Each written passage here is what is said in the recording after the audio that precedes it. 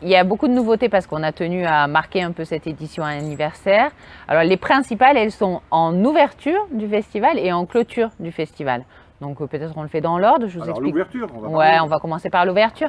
Alors en ouverture, on fait une opération qui est dédiée surtout à une cible économique, on va dire. On fait un forum économique dont l'objet est de traiter la question des festivals en tant qu'acteurs d'attractivité des territoires. Donc c'est un forum qu'on veut au niveau national. Il y aura des témoignages et des intervenants qui viennent de la France entière pour expliquer comment les festivals aujourd'hui aident à bâtir la ville de demain et comment, parce que ce sont des éléments phares de leur territoire, ils participent de l'attractivité de leur territoire. Qu'est-ce qui a fait que vous avez intégré de l'économie justement dans un festival de musique ? Mais de toute façon, on s'est toujours considéré, au-delà d'un acteur culturel, on s'est toujours considéré comme un acteur économique. On est une entreprise comme une autre, on a juste un champ d'intervention qui est un peu spécifique.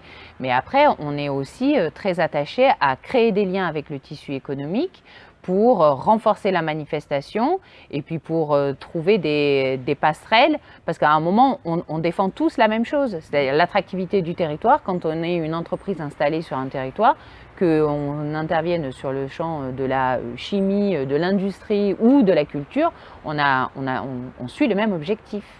Alors la deuxième nouveauté, c'est la dernière journée, c'est le troisième jour, c'est le dimanche, et là, on change de lieu, du parc Chano, on va sur la plage du Prado. Voilà. Et là aussi, on a quoi? Des concerts qui sont organisés? Alors, on invite en fait le public qui s'est retrouvé le vendredi 15 et le samedi 16 au parc Chano, mais c'est ouvert également aux familles du territoire marseillais, à venir passer la journée. Donc c'est un format qui change un peu, se baigner, pique-niquer en écoutant de la musique. La programmation est garantie sur les esthétiques défendues par Mars Attack. La spécificité, c'est que c'est un plateau 100% féminin.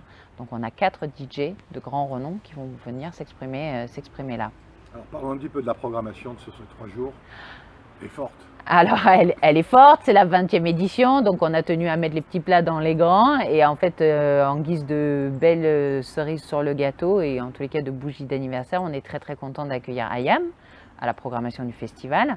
Donc, qui jouera quel jour? Qui jouera le vendredi soir en ouverture et sur la grande scène qu'on a positionnée à l'extérieur, sur le parvis du parc Chano, enfin à l'esplanade du parc Chano.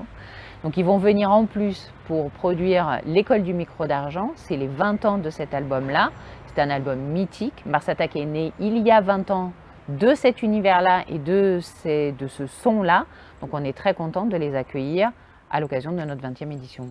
On rappelle, Mars Attack, c'est le 15 et le 16 juin au parc Chano et le 17 sur la plage du Prado.